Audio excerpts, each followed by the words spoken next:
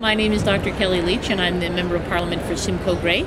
I'm a pediatric orthopedic surgeon and had the pleasure in 2006 of being asked by the Minister of Finance to chair the expert panel on the Children's Fitness Tax Credit. It's a substantive piece of legislation that now over 1.4 million Canadian families benefit from.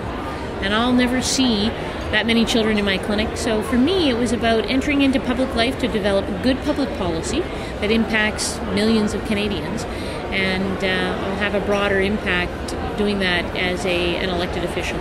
This is very different than my previous day job. As I mentioned in the room, I used to be in an operating room where there are two people, both of which were asleep, the patient and the anesthetist. So for me, this is a very different environment.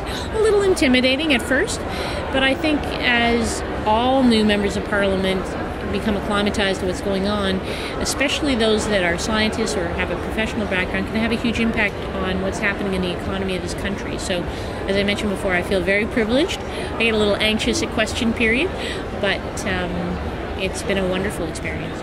I think it's very important that all of us focus on the same things, which are these great people who are amazing researchers and their ideas. Because those great people and their ideas are what's going to build our economy.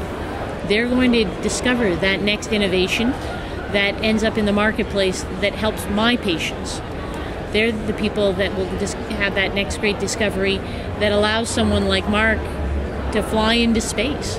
And so our government of Canada is focused on people and their ideas, making sure they have the tools to be able to accomplish their goals so we can grow the economy. You know, I think that our approach at the federal government right now is the right direction, and we're investing in people. And those people, whether they're in the basic sciences or, like my world, the clinical sciences, are the ones that will generate those great ideas that then can be commercialized. This is a continuum. It's not an us versus them. It's not the research and development people versus the innovation and commercialization people. This is a continuum. And hopefully basic scientists are involved in the whole process, and individuals like myself, who's a clinician, who's frequently on the farther end, on the innovation and implementation end, have an opportunity to benefit from their great ideas. So I view this as a continuum. Our government's investing in people and their ideas because they're the ones that are going to bring these things forward so we can build the economy and make sure that as many great ideas end up in the marketplace as possible. But I think it's also important that the House of Commons has a mix.